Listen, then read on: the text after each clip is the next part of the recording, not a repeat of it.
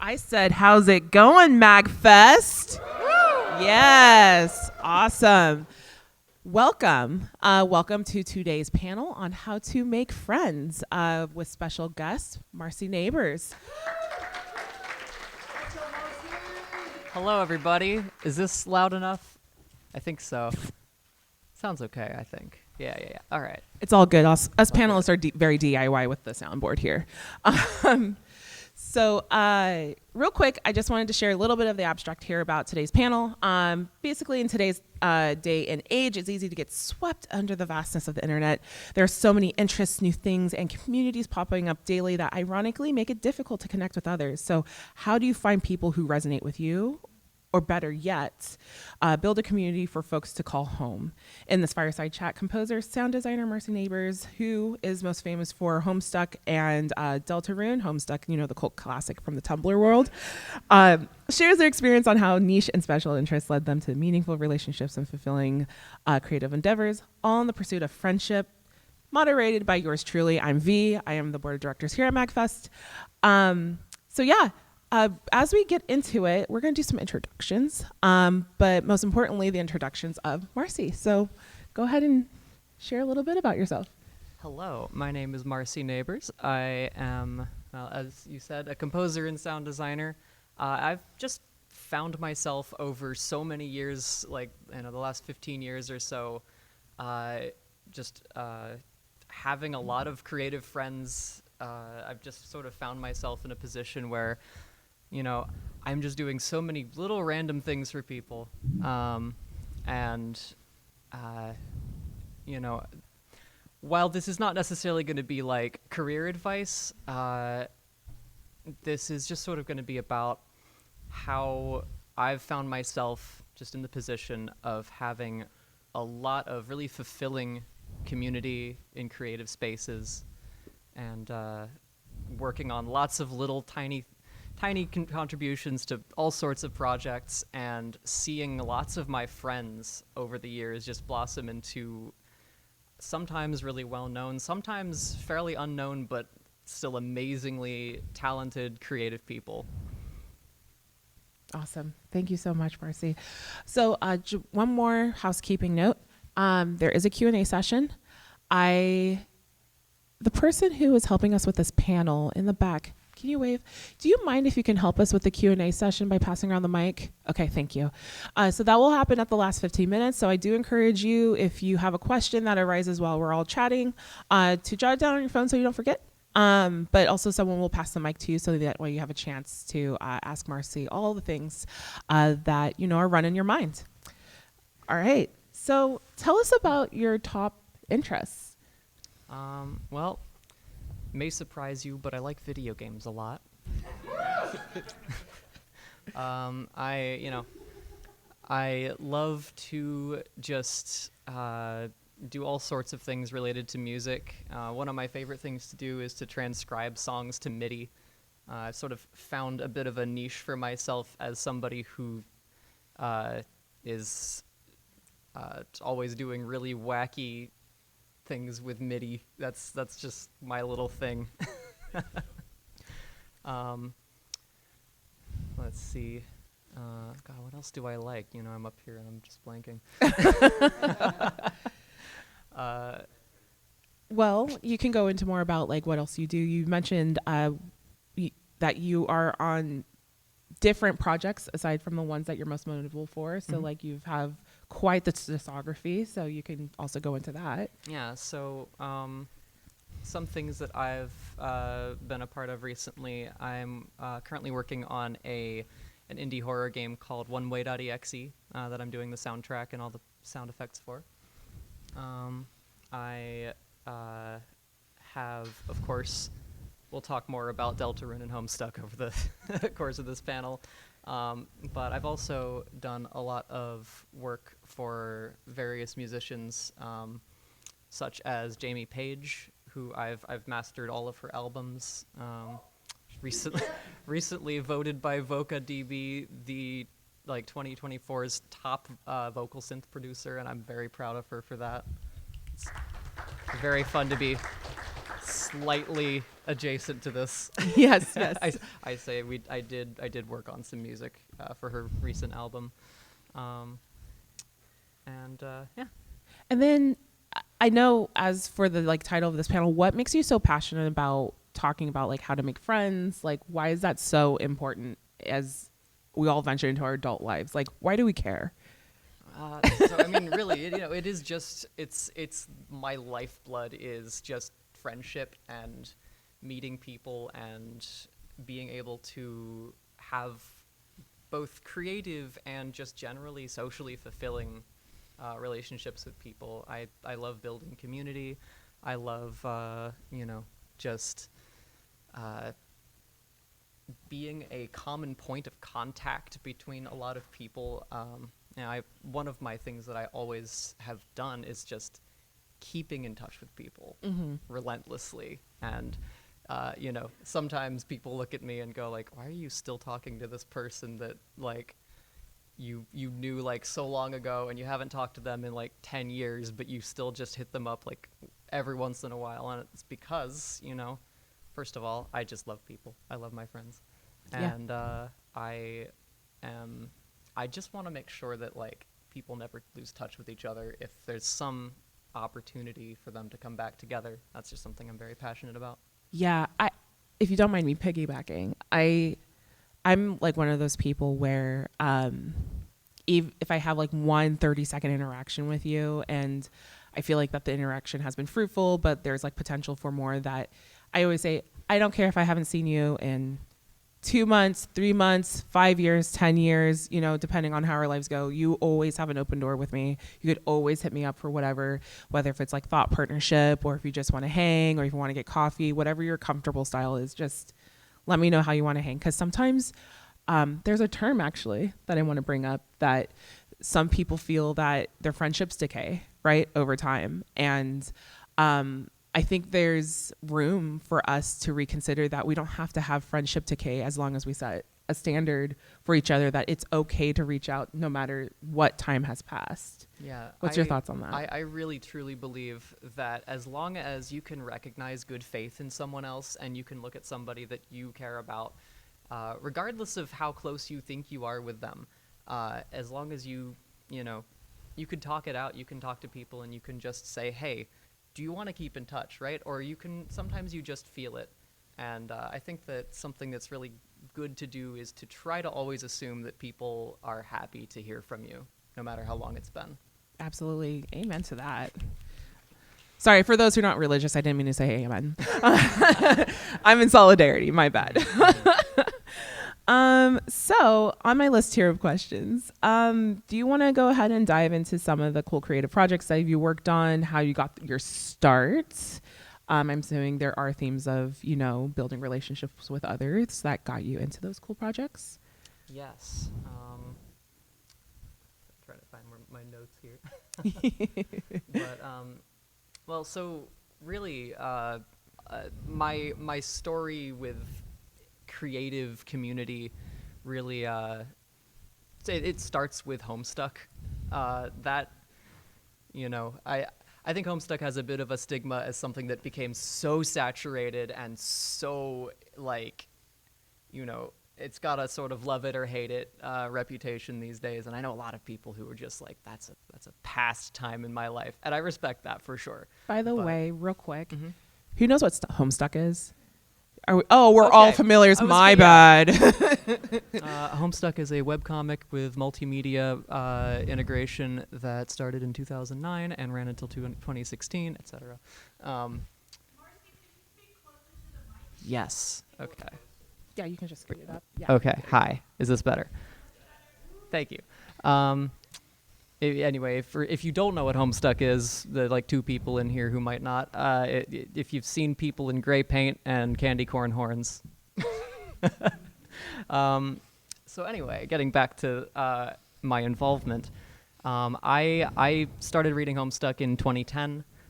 Toward the end of the year, like a lot of people that I've talked to, including many people who worked on it, we all sort of found MS Paint Adventures, which is the website it was on, yeah, most people at sort of dark times in their lives, I think it's the sort of thing where it's just there for you when it's time. Yeah. And I was just so taken with it, and I'd been messing around with like just MIDI sequencing, not really putting two and two together that like I could turn that into actual music production stuff. On the side, I was recording things. And at some point, I just heard some of the music in Homestuck, and I thought about it. And I'm like, wait a second, I think I know how to make this. I think I know how I could make something like this. So I just kind of dove in. I'd done a lot of stuff in high school with music, but hadn't really done too much composing on my own.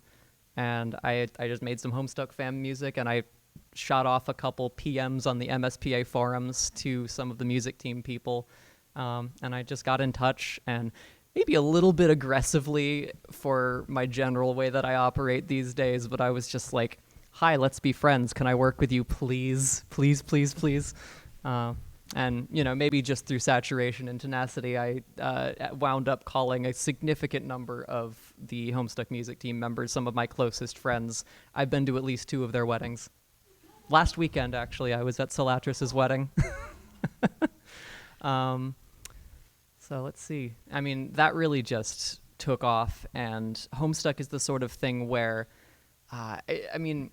it's almost a once-in-a-lifetime thing. I feel bad saying that at a panel where I'm trying to, help people with some wisdom about this, but like, it's like you had to be there. You had to be there, Yeah. and it was this creative mecca. And I always talk about like, it's this great equalizing sausage grinder of creativity. And if you look at like, 50% it feels like of the creative industry out there, especially around the internet. So clarifying question, Yeah. did you know the composers or the folks who were able to accept your requests to contribute initially, or were they strangers? They were strangers at the time. Okay. I just got in touch. This was the day of forums where you could just send a PM regardless. I don't know if they had any like settings on that website that let you not accept DMs or whatever. We called them DMs back in those days. But yeah, I really just was like so starry-eyed about all this, and I guess I had a particular feeling like I could do this. I could make this kind of music, and I really wanted to, and I got in touch. Yeah. Sounds like the takeaway here is like, when in doubt, it's okay to reach out. Absolutely. Yes. Yeah. Especially if people have their DMs open, I think especially once you get to a certain point of fame, if you still have your DMs open, that means people can DM you and you're okay with it. That's kind of my, at least, my feeling about that is you can close your DMs on most social media. And so if they're open, send a message. Yeah. With great risk comes reward. Yeah. So tell us a little bit more about Deltarune. So it really all does start with Homestuck, because Toby Fox, of course, was making a significant amount of music for Homestuck. And he was actually one of the first 2 people I reached out to on the MSPA forums in 2010. And the funny thing is they had actually just closed the Homestuck music team. They decided to stop accepting members because it was ballooning so much. And I was like, can I do anything? And like a year later, actually even before that, we just had some meetups. He came to a particular meetup we did in DC. I won't go into the details about it because it was a whole wacky project. But he was looking for someone to stay, and I just reached out to him because we'd been in a little bit of contact. And so he stayed with me for a little bit. We got to know each other a little bit. He played the piano at my parents' house, which is wild that I can say that. And later that year, he asked me to do flute for one of his songs on Homestuck Volume 8 called Frostbite.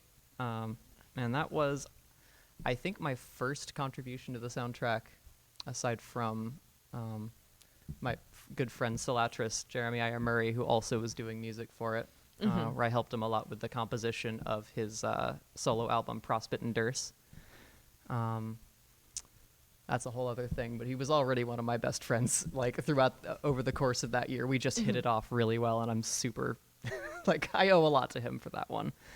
So what I'm hearing is that there's a little bit of sense of transaction that starts, right, where you're willing to offer a service for something that you really appreciate, and in exchange you're hoping to create some sort of bond with the people who also care about the thing that you are interested in, right? For sure. So I'm sure we all have a job where we have to collaborate with people on our 9 to 5, 8 hours a day. And how do you transform those relationships from feeling transactional to something that is a little bit more robust and meaningful? That's a really good question. And yeah, something I think is worth talking about, because I don't really do so much of the, hi, can I work with you kind of thing these days. There's really, I've I was like 17 years old when I started just messaging Homestuck people. And I quickly found, like, with a couple of those people, I didn't work with them at first at all.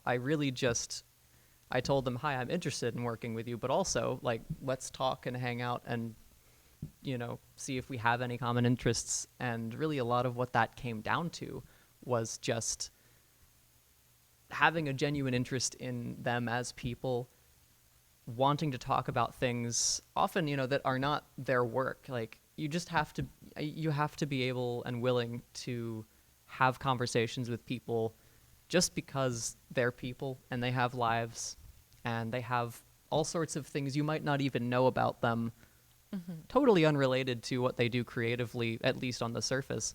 And they're, if somebody likes to talk to people, or likes to have conversations, which I like to think most people like to have a conversation with a friend or with somebody who's friendly, especially in public spaces like MAGFest, for instance. Yeah. Then, I find it really helpful and meaningful and personally, socially fulfilling to just talk. Yeah. Just find something to talk about. So I would say that it's resonated with you, where the working relationships have transformed into something that, like you said, you're going to weddings and these folks are going to your parents' house, which I think, let's be real. Yes, there's the day when you have a partner and you take your partner to your parents' house and, like, these are my parents, right? But I think it's something else too when you bring your friend to your parents' house, being like, this is somebody I like spending time with. It's platonic. Yeah. And they're just there to hang and not cause destruction. Like, it's just really cool to just be able to have, like, that side of it. I don't think enough people talk about the other side of, like, this is my new friend. Yeah. And now they're, like, more personable than just seeing them in a fixed setting. Right. Yeah. And so, something I'd kind of like to talk about on that note is just that, like, and I kind of want to talk about creative relationships especially, and how this can, turn into a creative community of artists. Yeah. A huge part of what I personally just love about creative community and what I try to focus on is meet people who are making art. Talk to people who are making art. It doesn't matter if anybody knows who they are. If you think that they just have a cool vibe and you like the art they're making, talk to them, support their art, let them know that their art is valuable. And if they're open to it, show them your art. And if you can manage to strike up some sort of a conversation there, try to, have regularity with the conversation as long as they seem open to it. And it's important to at least try to, I know it can be really difficult sometimes to pick up on the social cues of, does this person actually like me messaging them out of the blue all the time to be like, hey, check this out. Hey, check this out. Hey, check this out. I mean, right? We do that with memes and reels and TikTok, right? It's a gamble, and it doesn't always work out. Yes.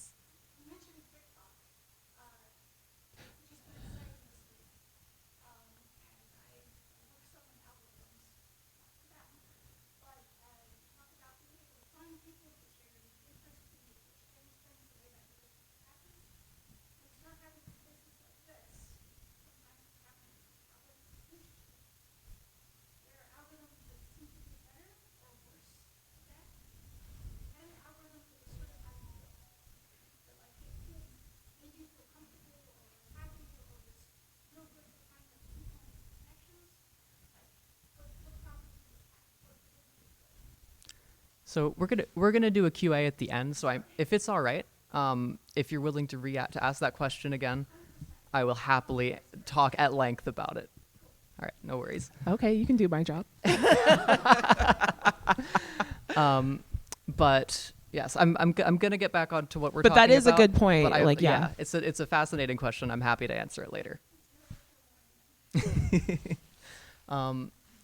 So yes, I want to talk about just supporting people's art. That's really what a lot of this comes down to, is for a creative community, for your own personal development as an artist, if you're interested in that sort of thing, and for, this is just a great thing to do for any artist, especially if they're not getting a lot of attention on social media.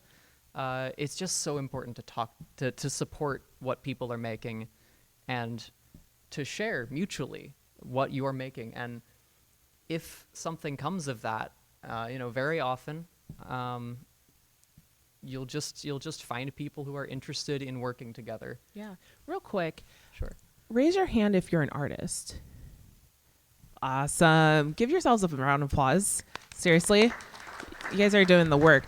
Now, how many of you are aspiring artists or just, dabbling? All right. Also give yourself a hand of applause. And then lastly, how many of you are fans of art? That should be everybody. There we go. Yes. So yeah, the takeaway, it sounds like here is just make sure you're just showing some cross appreciation for each other's art. I think, let's be real, we sometimes live in some dark times. We've all experienced such. And I mean, the best way to, find some light in that is always shedding some appreciation, which, yes, I understand there's some controversy about toxic positivity. That is not what I'm trying to touch upon. But, I think the older we get, I'll speak for myself. I get less praise the older I get. And I think in a way, it's always good to receive some feel good, so that way you remember what is purposeful to you. So I think that's what I'm kind of identifying from some Absolutely. of the themes. Yeah. I think it's so important in art and in just talking to people to look at somebody that you want to connect with. Find something that you like about them. It can be what they're wearing. It can be their personality. It can be some obscure thing that you noticed that you just think is cool, and compliment them on it. Yeah. Everybody likes compliments, and I don't think people give enough compliments. Yeah, celebrate each other. It's a fest. Just say it. Yeah. Thank you. You too. Hey, we got praise. We got praise. So this kind of goes into you're talking about artists, making sure we're complimenting each other, as the artist, why is it so important to stick with your niche? And why is it important to stick with the things that you love? First of all, there's nothing more motivating than enjoying what you're doing. Mm-hmm. And there's so much pressure out there. Sorry. There's so much pressure out there. Oh my God, that's so much louder. Yeah. To just to go down some really specific routes, even if people are saying, don't become an artist, there's no money in that, right? In those lanes of art, there are still routes that people will try to push you down. And maybe that's great for you. Maybe that's exactly what you want to do. But in my case, at least, so many of these things are just I don't want to spend my time doing this necessarily. It's fun, but I don't have the real passion behind it. And often because of these pressures, they become so saturated that it becomes hard to even have people notice what you're doing. Mm-hmm. When I was in high school, I was doing wind ensemble, and we were being taught about, writing musical scores, and it was great education, but I found myself thinking I would love to be a composer. And I this was, late 2010s, sorry, late 2000s.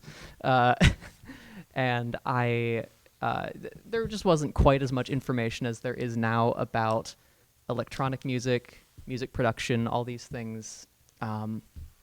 And I thought if I wanted to become a composer, I was going to have to go to school and study writing sheet music. And if I got lucky, or if the program worked out, then an ensemble would play my music and I'd maybe get to hear what it sounded like. And that wasn't very exciting to me. And that kind of fell by the wayside as an aspiration of mine until I heard what people were making for Homestuck and seeing one name on the credits and thinking, oh, you can do that. Yeah. Oh, that's how electronic music is made. Oh, I understand now, right? So a lot of that was just, I didn't have the motivation because it was so, the things that seemed like, the way you have to do this thing or whatever else, it was all so homogenized and there wasn't much information about it. And seeking out information for stuff you're passionate about, especially if it's kind of weird, can be so difficult. So you're saying by becoming more friends with other creative people outside of what you were probably raised around helped boost that creativity in other areas that made more alignment with your interests. That's absolutely true. And talking to people about their interests, supporting people's weird, off-the-wall interests and saying, I know you're self-conscious about that, but I think it's so cool that you like this and I want to see more of it. If you say that to people, they will light up. Yes, that is true. I will say from my personal experience, the reason why I got here is because I have some friends from the Super Soul Bros. And I didn't think like doing soul music that sounded like Herbie Hancock and video games made sense until I heard them live. And right? So then from there, here I am at MAGFest. If I can talk a little bit more about my involvement in Deltarune. Absolutely. As I said, one of my favorite things to do since I was like in middle school was just transcribing music to MIDI and making MIDI recreations of it to submit to like vgmusic.com and stuff. I loved that. And I never in my entire life thought that there would be any money in it ever, because who needs me to make a MIDI recreation of a song? Like, I don't know. It just seemed like such a weird thing. And then my good friend Toby Fox got repetitive stress injury from overworking himself on Deltarune and said, oh, crap. Does anybody want to help me with this? Yes. And so I, for the first time in my life, a handful of years ago, got paid to listen to somebody singing and playing piano and turn that into a project file. That is incredible. Can we give... Yes. Getting paid in the arts is hard. Let's be real. I'm not saying this is reliable in terms of like, I mean, there's so much that goes into actually finding work in your weird interest, especially if nobody else is doing it. Thus, nobody knows that anybody could be doing it. Mm-hmm. So that gets to my next question is the challenges, right? The challenges of working with other creatives, the challenges with building a community. Tell us a little bit more about that. Well, first of all, like, I'm not making a lot of money in music. It's hard. It's very hard. And, part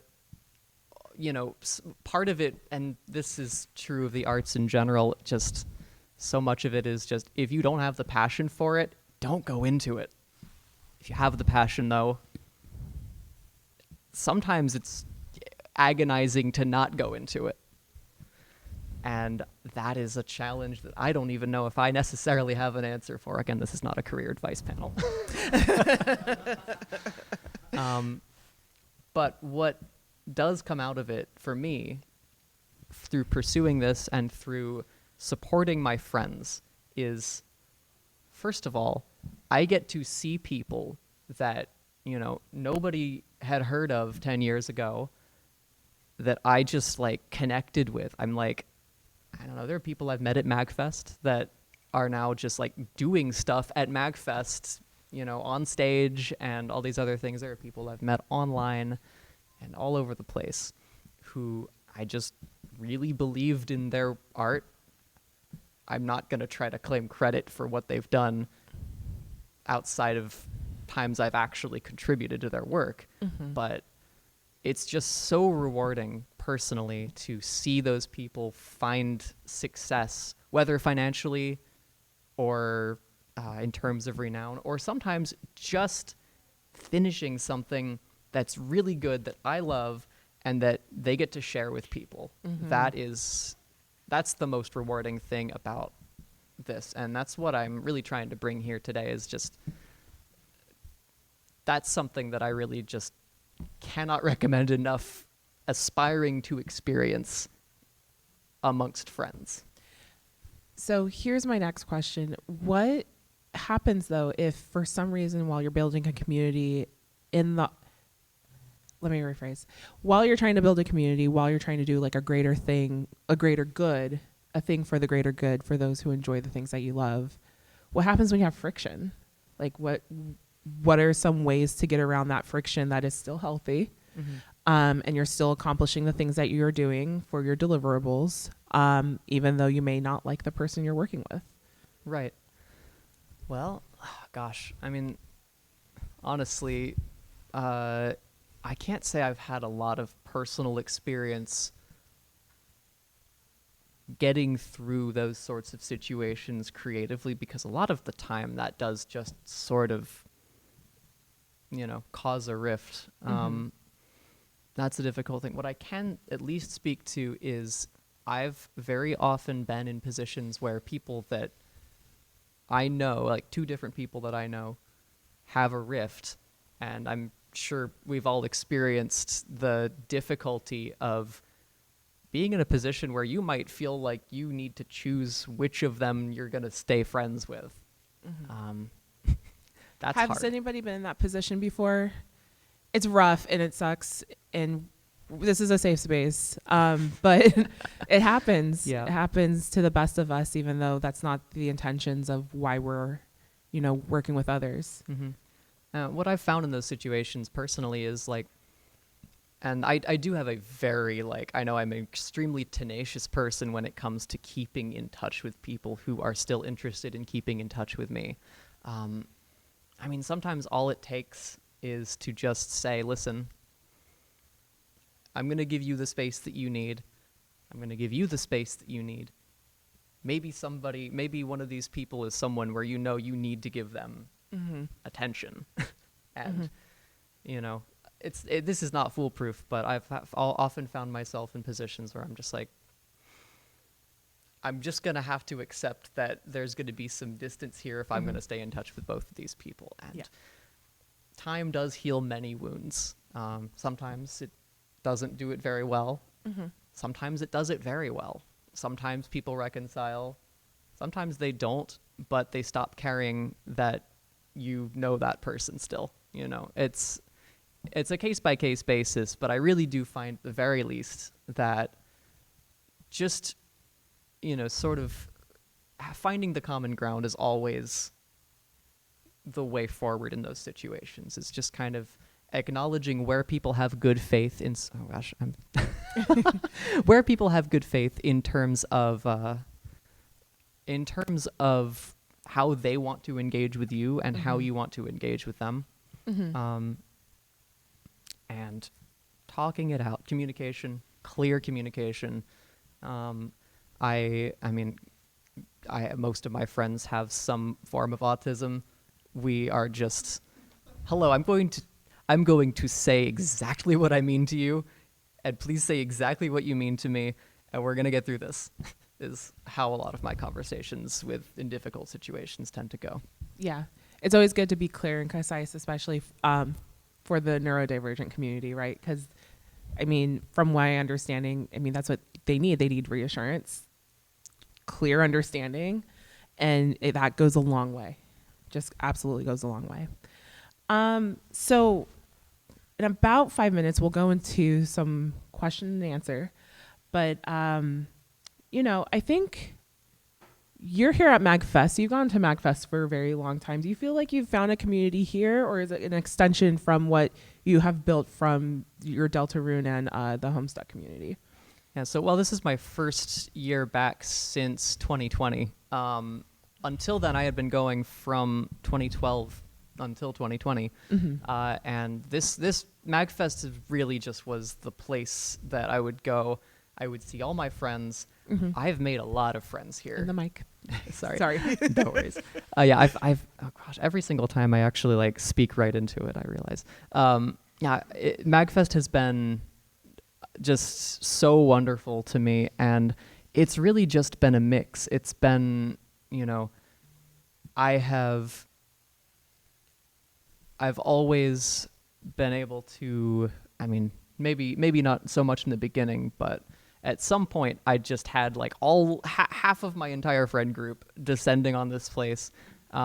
It's so nice to see people in person. It's so nice to meet, yes, my friends in the front. Hi. It's so nice to meet friends of friends. That's the big thing that I find happens at MAGFest is people will just say, hi, this is my friend.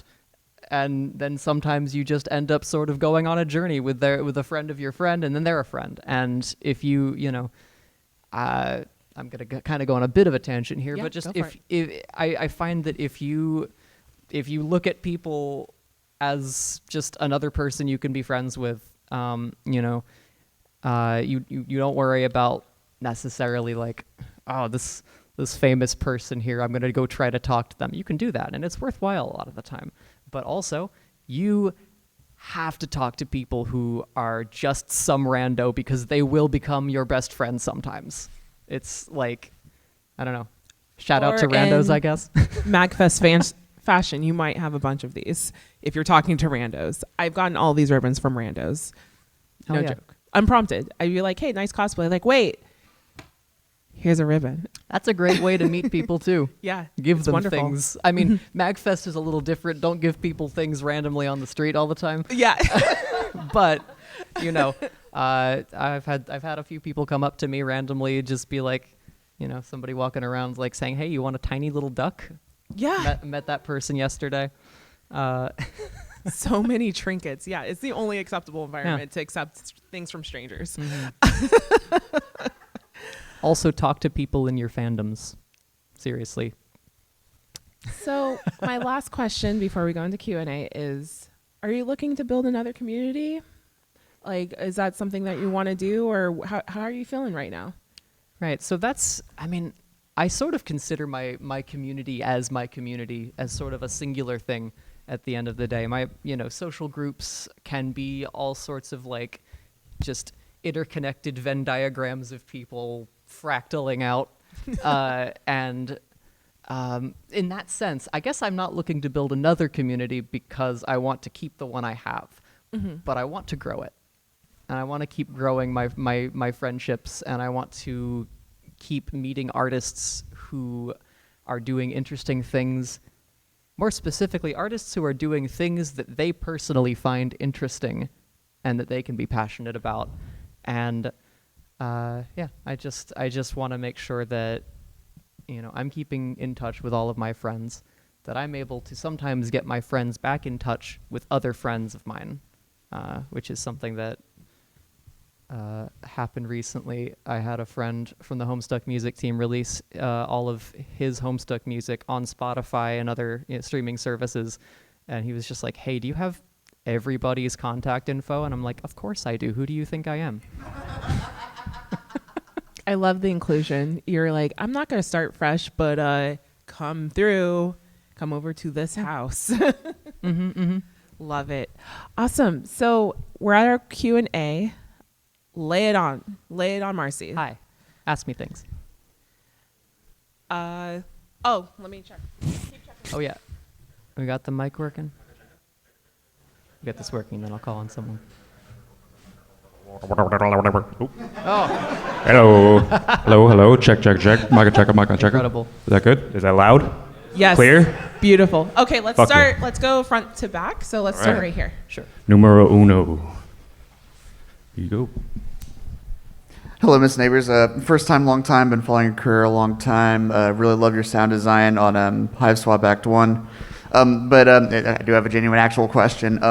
So when you run in these creative circles, naturally as a result of being invested in making in these circles, you are also a fan of a lot of people in these circles as a result. So you touched on this a little bit, like, oh, go meet the famous person that you like. But if you're in the same circles as that famous person, something I have always genuinely struggled with is like trying to not like freak myself out talking to and befriending these famous people.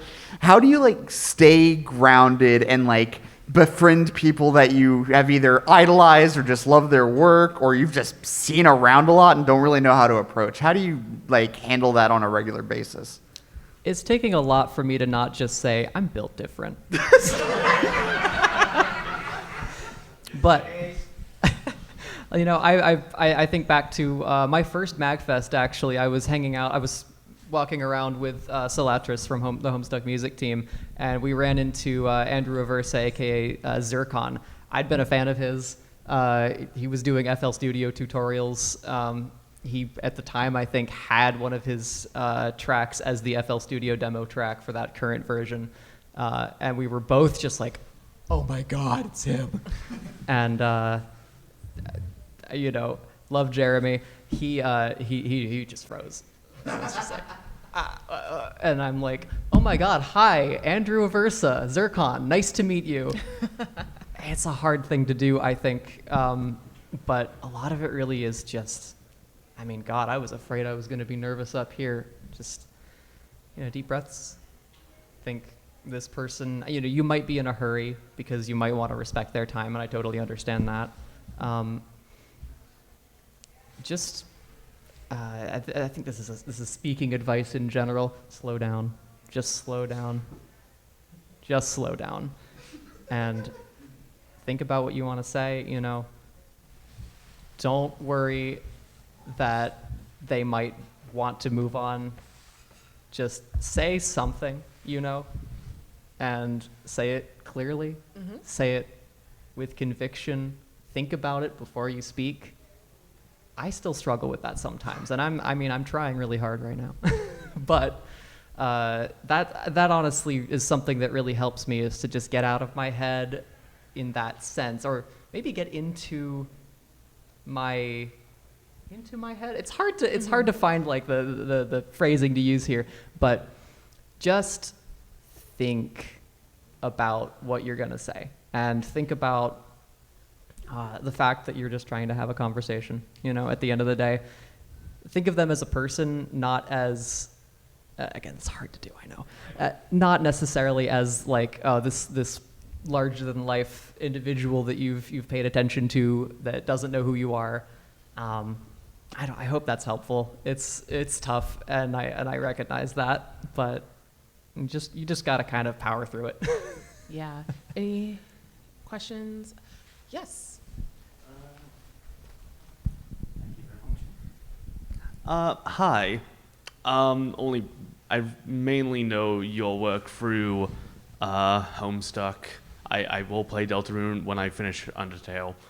I know. Take your time. It's fine. He actually asked my question better than I would have. So, but I have a different question that I've kind of built up in my head a little bit. So, I found that, and I'm not a very creative person. I feel like I want to become more creative in terms of music, but I found that a lot of the time when it comes to creativity, you're always finding new interests, right?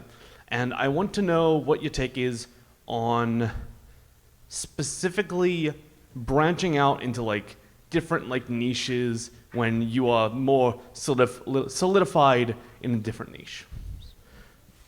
So, is your question about if you are currently focused on a niche, how to branch out, or? It's more like, how do you approach like because as like an artist, you want to experiment, right? Yes. So that kind of leads you into different niches, different fandoms through that niche, and I was wondering how you approached like entering those sort of unknown areas of like that niche. Mm-hmm. Yes. Yeah. Yes. A lot of it really is just finding something that I think is cool and convincing myself that it's not a waste of time to pursue it. If that makes sense. That makes sense. And talking to friends about it, like saying like, here's this thing that is super neat that like nobody's paying attention to, like some little aspect of a musical genre. It could be a fandom or an aspect of a piece of media that you like that people aren't paying attention to. I hope this is relevant to your question, but I really find that it just helps to decide to be indulgent. I think we have a lot of emphasis in our general society on, tempering your interests in things, and I think that makes for really boring people. Fully agree. And makes for a boring life. I think it's just so important to look at the things that really just like hit something in your brain where you're like, that's so great, Just ignore the stigma. Ignore the stigma. I randomly kind of just decided, you know what? I used to be super high and mighty about like, oh, I have to be as like perfect with my music production as possible. I have to use only the highest quality samples and everything. And there's a hierarchy of how valid like your sample libraries could be, because the more expensive ones that sound more realistic are the good ones to use, and you should always use those. And then I started like, I'll give the example. I started playing Fate Grand Order, and I started just paying attention to some of the music there, and I'm like, oh yeah, Keita Haga's just using like the basic Contact Factory library, and he's using a lot of like stock Korg M1 samples and things like that.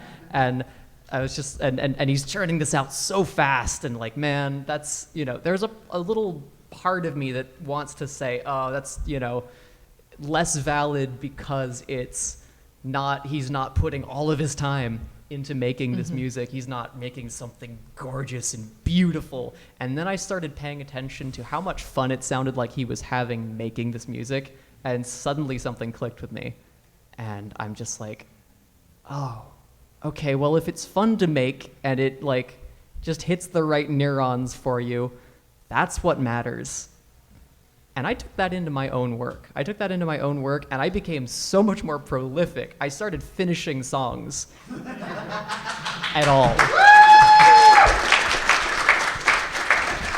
Because I started doing things more quickly, I started caring less about how perfect they are, and I really just started going like, hey, I like this preset. I'm gonna just toss it in there. I like this drum loop, whatever. Throw it in there. This sounds cool and fun.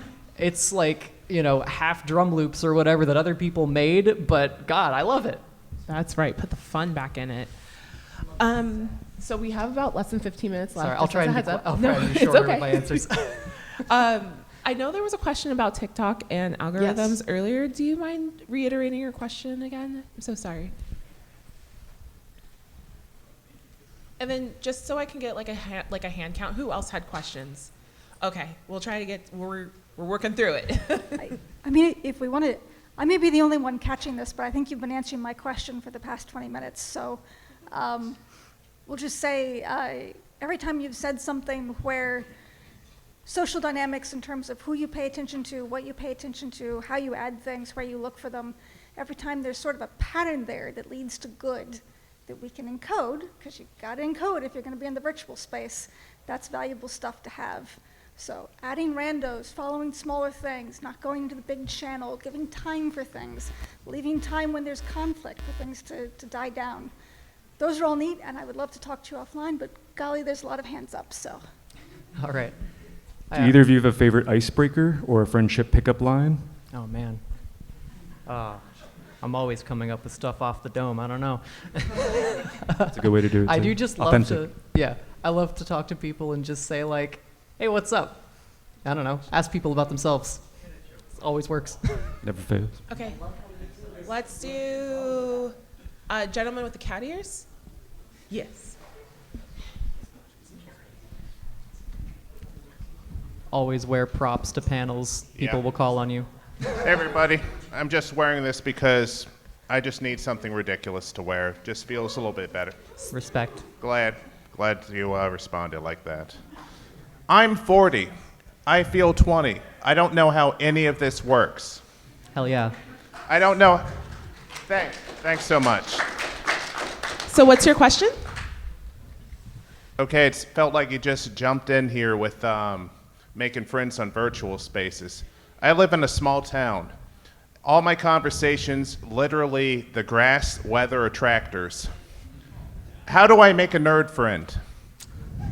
I've heard what you said. I don't know how to find someone to actually talk to.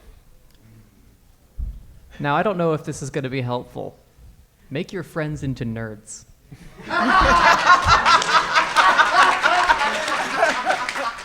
All right, who wants to be my friend?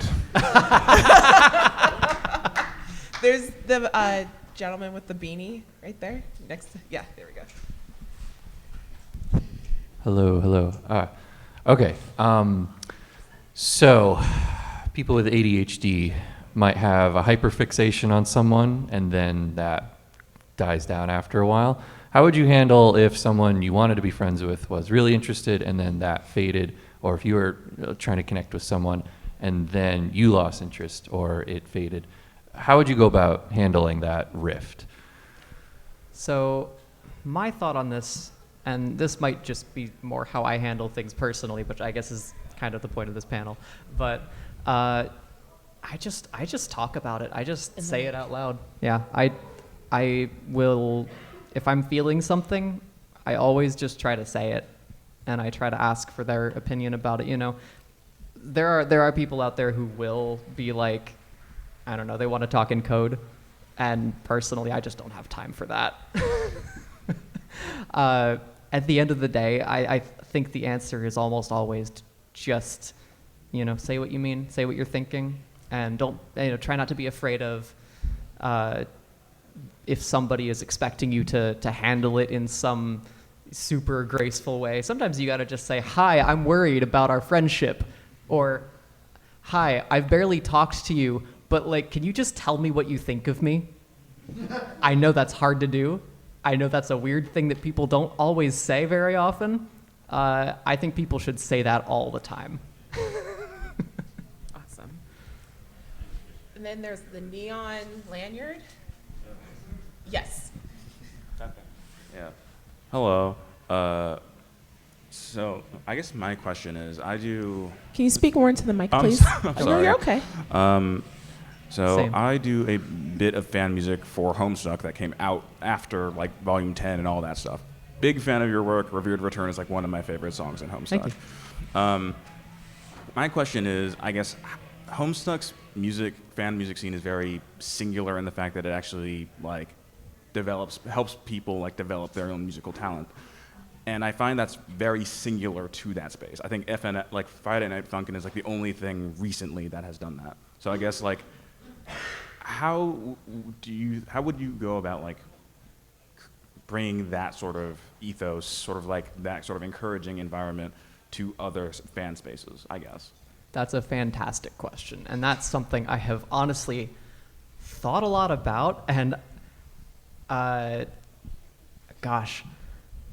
Homestuck is something, the Homestuck fandom is one of the most unique things I've ever seen in my entire life, especially just because there is this incredible fan music scene. The comic itself having a huge soundtrack, people making music to go along with what's happening, whether it got used in the comic or otherwise, just published officially. There's so much energy there of oh, I could write a score, and we have a musical language of motifs to use to describe what's happening. You can, if you've read the comic and you've heard the music and you listen to somebody's fan song, you know what it's about just because of the motifs they're using, and that's amazing. So, sometimes I do find that it is just helpful to sit down and think well, for one thing, making fan music for something that does not have a soundtrack is its own challenge, something that has that does have a soundtrack, I do find is easier to try to make fan music for. As for the energy of that, honestly, sometimes I just feel like you have to force it. It's tough. It's a unique thing. I don't know if I would be where I am today without any of that, just that creative energy. I don't know if I necessarily have a perfect answer for you there, but I feel this question, and it's a conundrum. Thank you. So we are about 4 minutes. I'm so sorry for everyone else who's been waiting so patiently. But I think this is a good time to let everyone know how they can get a hold of you or stay in contact or to follow. Yes, I guess I'm still on Twitter right now, but I'm on Blue Sky and I'm on Tumblr, all under the same username, Shadolith, SHADOLITH. DMs are open. I like talking to people. Talk to me, please. Are there any Discord communities that you want to recommend? Oh gosh, a lot of my Discord communities are kind of little insular friend things. Okay, fair enough. But yeah, I don't know. I'm not much of a big Discord community thing. My friend Alexis here runs a cool Fate Grand Order community. I have a larger one too. If you like Fate Grand Order, we do tabletop. She wrote a whole Fate Grand Order tabletop system. We've been play testing. It's really cool. Yeah. So there is one last thing that I will, that Marcy actually suggested. There is another panel about making friends. Do you have the details? Oh, that already happened actually. Oh, did it? Oh, that was, no. That was on Thursday. Yeah, my friend no. Lauren the Flute did a panel on overcoming shyness and making friends. She's just Lauren the Flute on social media. I don't know. Send her a message. She's cool. I love her. Yeah. She's also a great cosplayer. Yes. But yeah, I'm sure she would be happy to help. If you feel like you have trouble overcoming shyness, she did a whole panel on that. I'm sure she'd be happy to share some of that wisdom. Awesome. Are you interested in doing like a group? Sure. Okay. All right. So that concludes today's panel. Everyone give it up for Marcy Nabors.